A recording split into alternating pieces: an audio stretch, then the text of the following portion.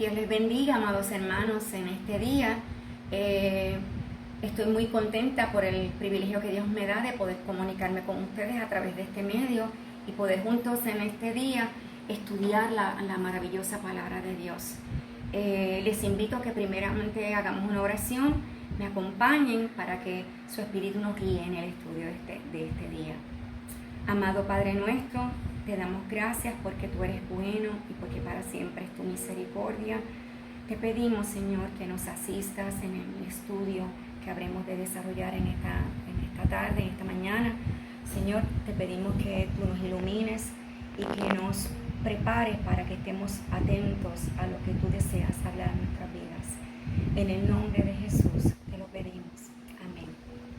Bueno, el principio que vamos a estar estudiando hoy es el principio número 20, ¿verdad? Utilizando la guía de estudio que todos tenemos, y dice de la siguiente manera: las decepciones son inevitables, el desánimo es por elección nuestra. Y yo quiero hacerles una pregunta que me hice también de una manera personal, y es cómo lidiamos, cómo hacemos frente a las distintas situaciones difíciles, complejas, que se nos presentan día a día. Yo creo que es inevitable muchas veces, ¿verdad? Cuando al enfrentarlas, los resultados muchas veces no son compatibles con lo que esperamos, ¿verdad? Y ahí es donde surge la decepción. Y cuando nuestra fe no está arraigada en Dios, pues no tenemos tampoco las herramientas para poder combatir el desánimo. Es por eso que yo deseo resaltar de una manera especial, ¿verdad?, lo imprescindible que es nuestra fe en Dios en estos momentos. Y es que la fe no es otra cosa que sencillamente el mejor antídoto para poder combatir los momentos difíciles y las situaciones que tratan de desanimarnos. Y yo me atreví a ponerle un título a la clase de hoy, y es la fe que prevalece en medio de la adversidad. Y el pensamiento que yo deseo compartir con ustedes es que la confianza en Dios no es por causa de las circunstancias, sino es a pesar de ellas. Y hay tres asuntos importantes que yo quiero resaltar antes de entrar directamente al libro de Habacuc. Primero, Dios escucha siempre nuestro clamor, pero nos enseña a esperar en Él y en su respuesta. Y el asunto de la espera no es fácil, es una disciplina que requiere que trabajemos juntamente con Dios, pero es importante recordar, según el Salmo 32:10, mas el que espera en Jehová le rodea la misericordia. 2. Confiar en Dios implica tener la certeza de que su justicia y misericordia siempre actuarán a favor nuestro, no en nuestro tiempo, sino en el tiempo de Él. Y el Salmo 18:30 lo afirma cuando nos dice: perfecto es el camino del Señor. Así que, sin duda alguna, Dios sabe en qué momento trabaja y cómo lo hace. Así que confiar en Él es sencillamente tener esa seguridad de que Él en algún momento dado, en su perfecto tiempo, trabajará a favor nuestro. Y 3, quería señalar que confiar en Dios es reconocer que sencillamente que su presencia es lo único que nos va a poder sostener en medio de la prueba. Y de hecho, Josué 1:5 lo afirma cuando dice la palabra de Dios: nunca te dejaré ni te desampararé. Así que, habiendo dicho esto, quiero hablar un poquito sobre el libro de Habacuc. Y como todos sabemos, el libro de Habacuc es uno de los libros de los profetas menores. Y para aquellos que no lo sabían, Habacuc es conocido como el profeta de la fe. Y de hecho, se confirma esto cuando declara en el capítulo 2, versículo 4, mas el justo por la fe vivirá. Profetizó en tiempos de grandes crisis. Y no se sabe mucho sobre su vida, en realidad, personal, pero sí hay algo que caracteriza su libro, y es la manera en que él se dirige a Dios para cuestionarle por qué ante un peligro tan inminente como el que sobrevendría a su pueblo, Dios no estaba actuando a favor de él. Así que sencillamente es un reclamo, un cuestionamiento que le hace Habacuc a Dios. ¿Por qué tú permites que una nación tan terrible como la nación de los caldeos actúe de una manera tan cruel y devastadora sobre la vida de tu pueblo? Así que esto es lo que caracteriza básicamente el estilo, ¿verdad?, del libro. Habacuc vivió y profetizó en Judá durante el reinado de Josías, y todos sabemos que Josías fue uno de los reyes de Israel más justos. Fue un hombre que logró restaurar la espiritualidad, ¿verdad?, y el culto a Dios en tiempos terribles de gran decadencia espiritual. No obstante, debido a las inconsistencias del pueblo de Dios, volvieron nuevamente a darle a Dios la espalda, y a raíz de esto, pues Dios tenía que intervenir de alguna manera para poder encaminar nuevamente a su pueblo. Así que, al igual que el libro de Amós, Habacuc trata sobre temas relacionados a la injusticia y resalta que solo es a través de la intervención y la justicia de Dios que seremos salvos. El libro básicamente se caracteriza por ese diálogo entre el profeta y Dios, ¿verdad?, que claramente vemos un ejemplo de lo que es en sí la oración, una dinámica, ¿verdad?, que se da entre Dios y nosotros, Dios y nosotros con Dios. Inmediatamente vamos a entrar en el capítulo 1 del libro de Habacuc, y yo quiero leerles, que me inviten, ¿verdad?, en sus casas, ¿verdad?, buscando el libro de Habacuc en el capítulo 1, los versículos del 2 al 4. Y dice la palabra de Dios: ¿Hasta cuándo, Jehová, clamaré y no oirás? Y daré voces a ti a causa de la violencia y no salvarás. ¿Por qué me haces ver iniquidad y haces que vea molestia? Destrucción y violencia están delante de mí, y pleito y contienda se levantan. Por lo cual la ley es debilitada y el juicio no sale según la verdad. Por cuanto el impío asedia al justo, por eso sale torcida la justicia. Así que la pregunta de Habacuc en este momento, al inicio del libro, es un cuestionamiento. ¿Por qué tú no haces algo, ¿verdad?, cuando tu pueblo está pasando por un momento difícil? Ciertamente te ha dado la espalda, pero encima de eso se avecina una terrible e inminente amenaza de una nación que es mucho más poderosa y que es despiadada. Así que, Dios, ¿por qué tú no haces nada al respecto? Pero ciertamente, aunque le cuestiona el por qué a Dios, ¿verdad?, Dios estaba escuchando la oración de Habacuc. Y es que Dios no es de ninguna manera indiferente ante la condición humana y ante las necesidades de su pueblo. Oír es algo necesario, y es algo, ¿verdad?, que constituye uno de los grandes males nuestros. No sabemos oír, o no queremos oír. Así que es necesario escuchar, porque Zacarías 7:11 dice: pero ellos rehusaron no escuchar y volvieron la espalda rebelde y se taparon los oídos para no oír. Y es precisamente el no querer escuchar lo que hace que Dios sencillamente pues tenga que intervenir como lo hace para poder trabajar a favor nuestro.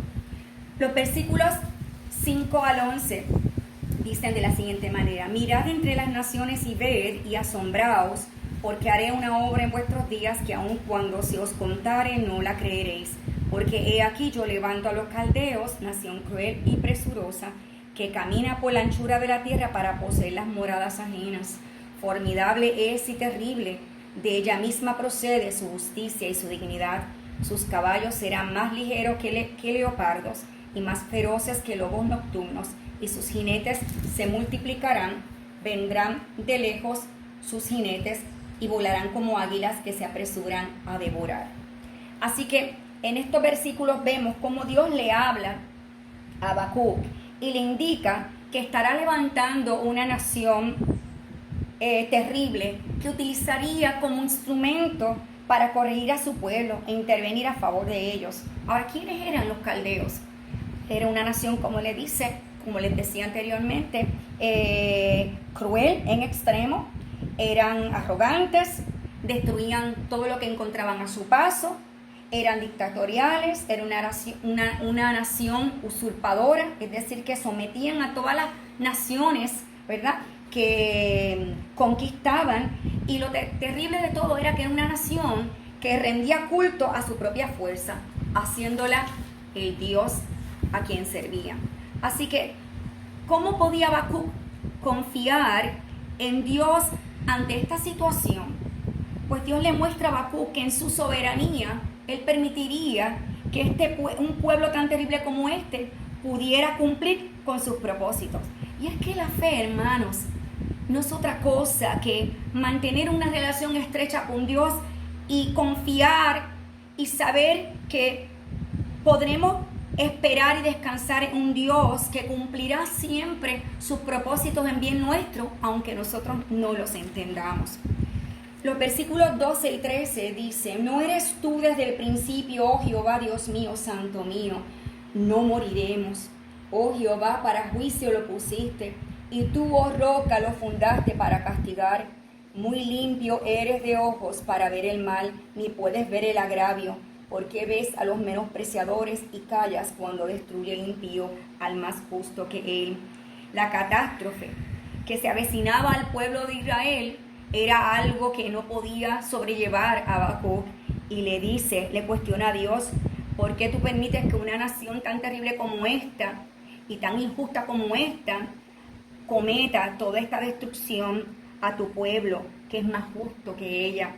Sin embargo, en su fe declara en el versículo número 12: no moriremos. Y es que Dios apela a Dios como Jehová, el gran yo soy. Apela a Dios como el santo, el que no puede cometer injusticias. Apela a Dios como la roca que siempre ha sostenido a su pueblo. Leamos los versículos 1 al 4 del capítulo 2. Sobre mi guarda estaré y sobre la fortaleza firmaré el pie y velaré para ver lo que se me dirá y qué de responder tocante a mi queja. Y Jehová me respondió y dijo: escribe la visión y declárala en tablas, para que corra el que leyere en ella. Aunque la visión tardare aún por un tiempo, mas se apresura hacia el fin, y no mentirá. Aunque tardare, espéralo, porque sin duda vendrá, no tardará. Verso 4. He aquí que aquel cuya alma no es recta se enorgullece, mas el justo por la fe vivirá. Así que en estos versículos, el profeta, como centinela, entiende que la mejor herramienta que tiene para enfrentar este momento difícil es la herramienta de la oración. Y en ese proceso aguarda la respuesta de Dios. Como atalaya, que eran los profetas de Dios, Dios nunca iba a encubrir aquellos propósitos que Él tendría en su soberanía y en su omnisciencia a cumplir. Así que Dios le revelaría en detalle todos los planes de lo que Él haría a través de este pueblo terrible, el pueblo de Babilonia. Y dice la palabra de Dios: y Jehová le respondió: escribe la visión. Y les pregunto, ¿por qué escribí la visión de su propósito en tablas? ¿Por qué era importante registrar lo que acontecería de forma escrita? Porque en los tiempos antiguos, cuando algo se escribía, era para que quedara registrado y legalizado.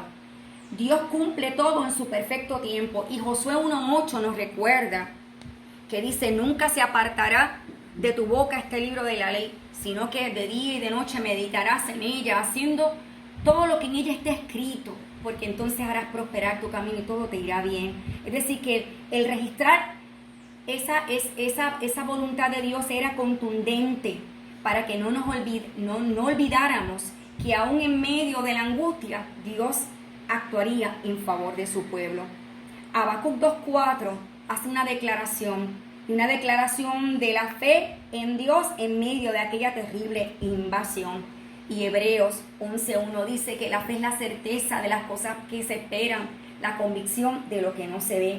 Ciertamente, Habacuc, aun cuando no entendía, y fíjense que él no pidió que Dios lo protegiera, que Dios cambiara sus planes, sino que le pidió a Dios la capacidad de poder confiar en Él a pesar de esta terrible prueba que se avecinaría para con su pueblo. Vamos inmediatamente a Habacuc capítulo 3. Y en este capítulo 3 es uno de los capítulos más hermosos porque recoge la oración de adoración y agradecimiento de Habacuc.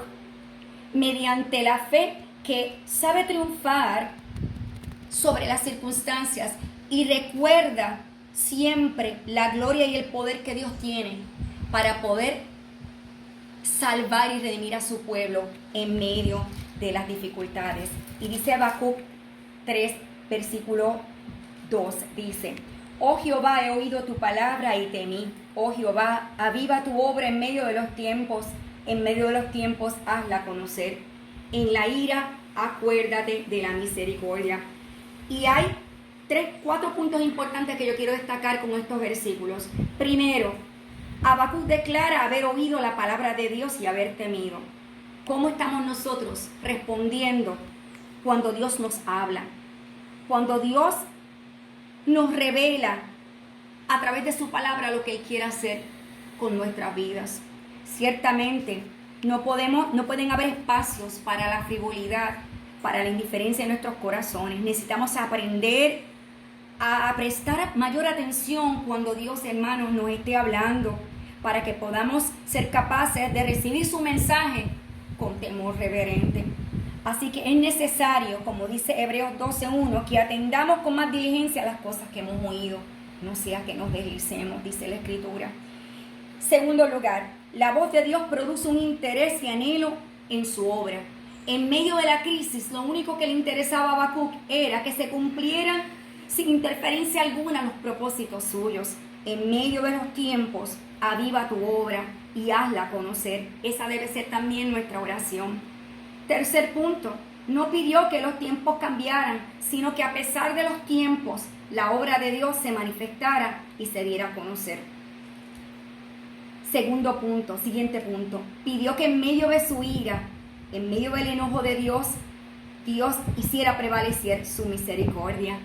Y es que Dios es bueno, y es que en medio de los momentos en que Él interviene para trabajar con nuestra vida, aunque las maneras en que Él utilice no sean las más favorables, al final Él manifiesta su misericordia. En Habacuc 3, los versículos 3 al 15, y no los vamos a leer, pero es sencillamente un recuento, ¿verdad?, de cómo el profeta hace una reflexión sobre la manera en que Dios, a través de tiempos pasados, intervino a favor de su pueblo y lo libró una y otra vez. Así que este recuerdo, esta reflexión de Habacuc en estos versículos no hacen otra cosa que alentar la confianza del profeta. Verso 16 de Habacuc. Y estos versos vienen siendo uno de los más preciosos del capítulo. Oí y se conmovieron mis entrañas, a la voz temblaron mis labios. Oí y se conmovieron mis entrañas. Lo que él escuchó lo estremeció, porque lo que venía sobre su pueblo era algo bien terrible. Pero dice aquí en el versículo 16, dice: si bien estaré quieto en el día de la angustia. Es decir, que en medio de este escenario terrible que se avecinaba sobre su pueblo, Habacuc hizo una declaración de confianza.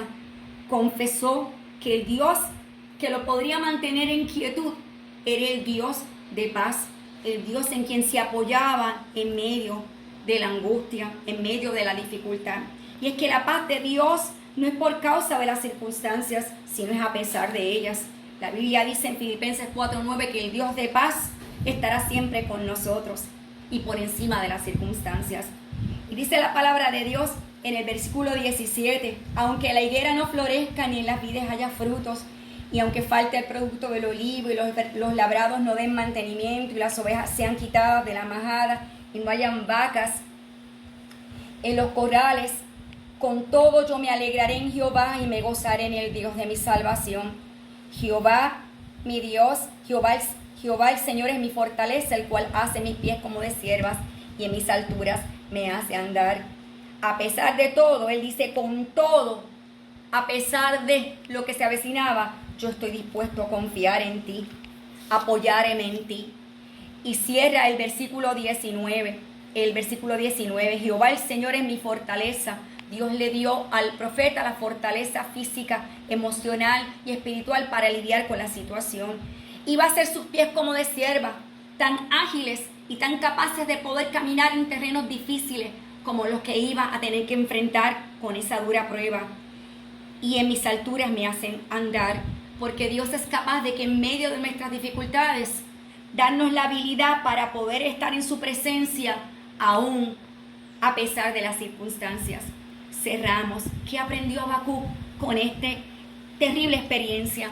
Aprendió a confiar en Dios y a no permitir que la decepción o el desánimo se apoderara de él. Aunque el mundo se desplomara a su alrededor, él se alegraría en Dios. La fe para encarar los vendavales de la vida proviene tan solamente de Dios, hermanos.